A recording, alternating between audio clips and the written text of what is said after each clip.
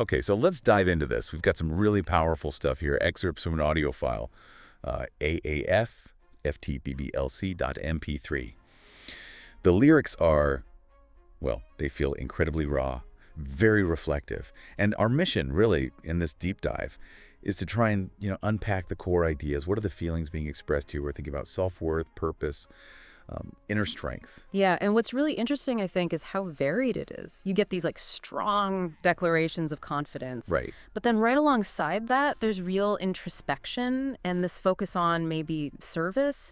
It's that mix that makes it so rich to dig into. Absolutely. It really makes you think. Right from the beginning, what kind of journey are these words showing us? So as you're listening, what's the first thing that resonates with you? Let's maybe start with that confidence. It just jumps right out, doesn't it?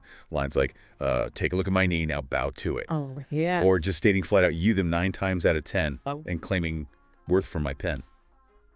I mean, that's a pretty powerful claim of value right there. It really is. A strong sense of self-value. And tying it, initially anyway, to creative output, that worth from my pen bit, that's significant, I think. It suggests the validation is coming from inside, from creation, which is interesting given what comes later about maybe seeking external validation. Exactly. But then, like you said, it shifts. It goes really inward. You get these lines about deep self-examination, like couldn't live with regret, earth I carried.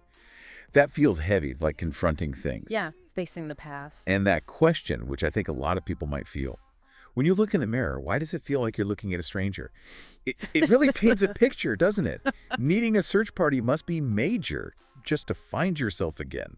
And that's the tension, right, between that that outward confidence we were just talking about and this kind of internal struggle, identity, past stuff. Yeah. It almost feels like the line that follows, I'm just here to remind you of who you truly are, is maybe the answer to that stranger in the mirror feeling. Like the real self isn't gone, just maybe hidden. That makes sense. And weaving through all of this, it feels like an anchor is that phrase that keeps coming back. I carry the anointing ability and favor. It's repeated. Yes. And that feels core.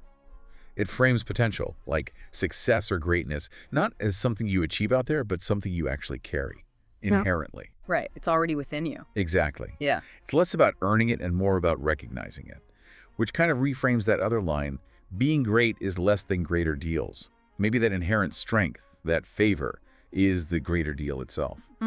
Interesting take. And thinking about genuine value, there's that really sharp distinction made between, doing something real versus just putting on a show. Oh, yeah. It's genuine when you do it in secret. It's entertainment when you finish show and tell. It's hard, right? It really does. It puts so much emphasis on intention, on authenticity, what's the true nature of an action when nobody's watching. And that seems to connect back to purpose being what I'm chasing in this season. And being willing to lend a hand.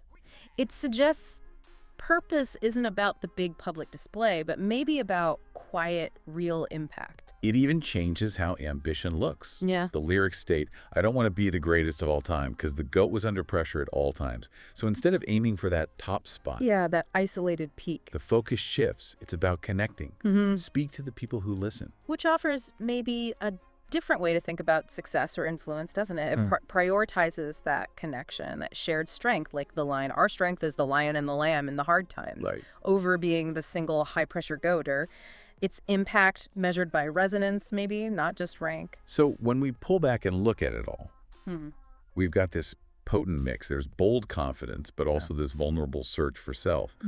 There's the idea you carry strength and favor inside you, a real focus on authentic action, the stuff done in secret.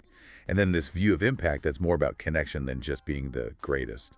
Exactly. It's quite a complex picture, isn't it? Navigating the world by balancing that deep internal conviction, what you feel you carry, with how you actually show up, whether that's loud confidence or, quiet service. So thinking about all that, Yeah. for you listening, considering these ideas of carrying ability, carrying favor inside you, and that tension between quiet authenticity and the public show and tell, how might that make you think differently about where real strength, real purpose actually comes from in your own life?